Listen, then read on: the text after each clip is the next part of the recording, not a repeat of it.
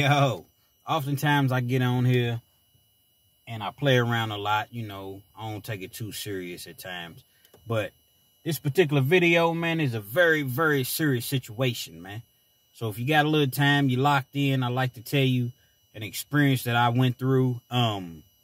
So be sure to like, subscribe, and definitely share this. Definitely share it, because we want to get this out to as many parents and as many young people as possible that think that it's okay to be out here carrying these guns, shooting at people, shooting at your ops, and the different things that they're not understanding, that why it may seem fun right now, man, once you hit that in penitentiary steel bars, that's when you understand that it's not fun whatsoever. Going back some years in time, I want to say roughly about 2001 maybe, was locked up for the first time. I got sent to LaGrange, which is aka the Rotary Farm. That's what they call it. Basically, you go there to get processed, have all your testing done as far as your physical, your blood work, make sure, see if there's anything wrong with you, get classified. And then from that point, you get sent to wherever they're going to send you at. Think about the LaGrange, a.k.a. the Rotary Farm. They don't separate. So you might be in there for writing checks. You might be in there for a DUI. You might be in there for child support. You're in there with the lions, tigers, and bears. Murderers, rapists, whatever. People in the beat, people to death with their hands, they just throw you in there. So when I first come in, I'm a little nervous. I'm young, man. I ain't never been locked up before. Other than maybe 30 days in the county, I ain't never been locked up before. So they put me in my cell. They tell me to go to cell G. So I go to cell G. It's not really a cell per se. It's like a dorm, like an army barracks. So when you walk inside, it's like 50 beds.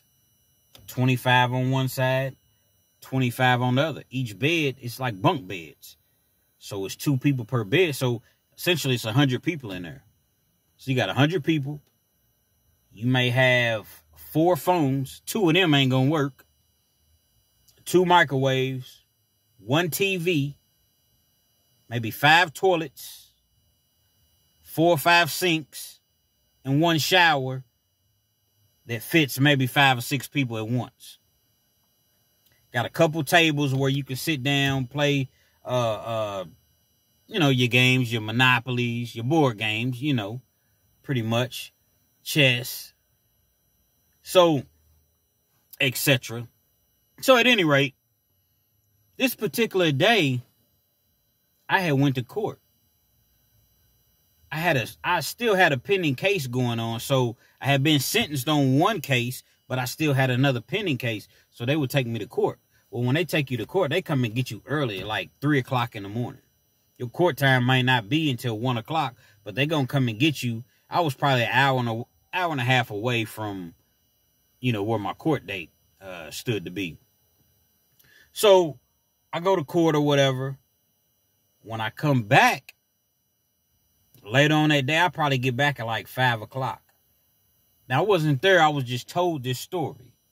You know what I mean? By all the people that was in the dorm at that particular time. There was a guy in the dorm. He was an older guy. He wasn't terribly old. I think at the time he might have been in his mid-40s. And he walked on a cane. He could barely walk. So he had a distinct walk. He walked on a cane. So, I don't know exactly what the situation was, but the guy was suspect. One thing about prison, jail, period. If you in there, man, you might as well keep it real, because people they're going to do their homework and they're going to find out why you in there. So you could say that you in there for this or that. They're going to do their homework, and they're definitely going to find out your reasoning for being in there. So this guy didn't really talk much. He didn't say much, you know, minded his business.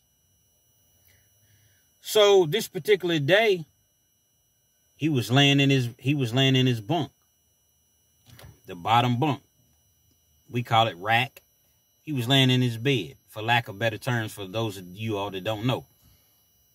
Well, he was kind of tall, so his feet kind of hung over the bed. You know, when he laid down, he was laying on his back. So evidently they had done the homework and realized that this guy was in there for messing with, you know, a couple little boys. You know, I don't know if he had said he was in there for something different, but they had the paperwork on him. As Whack 100 would say, I got the paperwork. They had the paperwork on him. So at that point, a couple guys got together, and that's a no-no in jail. Prison, jail, that's a no-no. That's what you don't do. You do not mess with kids. So what they did was, a couple guys, while he was asleep, and I don't know how he didn't wake up, they rubbed icy hot. He didn't have no socks on. He didn't have any socks on. They rubbed icy hot all over his feet while he sleep, like on the heels, you know, the bottom of his feet. They rubbed icy hot on it. Even though the fuck they got icy hot at. I guess they sold it, but I don't remember seeing no icy hot. I went to commissary every week. I was fortunate enough to go to commissary every week, but I ain't never seen no icy hot. But nevertheless, they rubbed icy hot the bottom of his feet. Well, in prison, you're not allowed to smoke. Not here in Kentucky anyway. But, you know, people going to do what they do. So you don't have no lighter. You don't have no matches. What a lot of times, a trick that you can use is you take a pencil and sharpen it. Take the edge of the side of the pencil, rub it up against, like, notebook paper. Just keep going back and forth against the notebook paper. So once you do that, you put it in a microwave for like 5 to 10 seconds. It creates a light. But a lot of times, people don't like doing it because it creates a smell in there. So when the COs, the correction officers, they come in, you know, they're going to smell the light, and they know people's been in there smoking. So it causes a rift in the dorm, you know what I mean? So nevertheless, they did that. Man, this is no lie. They went to the guy, put that fire from the paper. Just imagine a piece of notebook paper that's folded over. Like, you know how when you used to make the airplanes in class? The notebook paper, it had fire at the end of it. And put it up to his feet where he had the icy hot. Man, his whole feet, both his feet, just burst into flames. They set the man's feet on fire. He wakes up screaming, jumping around. So eventually, you know, he gets the fire out. You see what I'm saying? Because he jumped up. He had a cane and everything. So just imagine. He didn't need that cane at that particular minute because he jumped up like he had the Holy Ghost at that point. And he jumped up and his feet was all burned up and it was smoke in the air. And it was just a terrible, terrible, terrible situation. So I like to share this story with younger people that think that it's okay to be out here doing everything that they feel like they're grown enough to do. It's not worth it. Because you're going to see things like that. And you're going to see way, way worse. That's just one of the many stories. That's just one of the many stories that I have. And that I've heard of. You're going to see way worse than that, man. You out here, man, do the right thing, man. Go to school. If school's not your thing, get you a trade. Get you a skill. I don't care if it's barber school. I don't care what it is. Get you a trade and learn how to work with your hands. Get you a job and just stick with that job. If you got to work 2 jobs, 3 jobs, do whatever you got to do because the penitentiary is full of tough guys that have nothing to lose. And these little young guys that come in there and they think that they this and they that. Once you get in there and them doors slam on you and you realize you got 35 years and you got to do 85% of that before you have an opportunity to get out and you already 25. And you're going to be in your 50s before you even have an opportunity to get out. It's not worth it, man. So do the right thing. Hopefully Y'all share, y'all like, and y'all subscribe because I got many more stories. But this is real talk. This is real talk, man.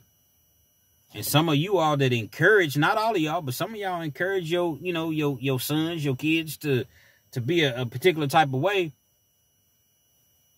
I tell you what, once they get in them penitentiary bars behind them walls, ain't nothing you can do. You can make all the phone calls you want to make. You can call the warden. First of all, you'll never be able to talk to the warden. You can call the state. You can call whoever. You can call Trump. Ain't nothing gonna help your child when he's behind them walls, man. So encourage them to do the right thing. And once again, I encourage you all to definitely share this video because it's real talk, man. Set a man's feet on fire in the penitentiary. Until next time.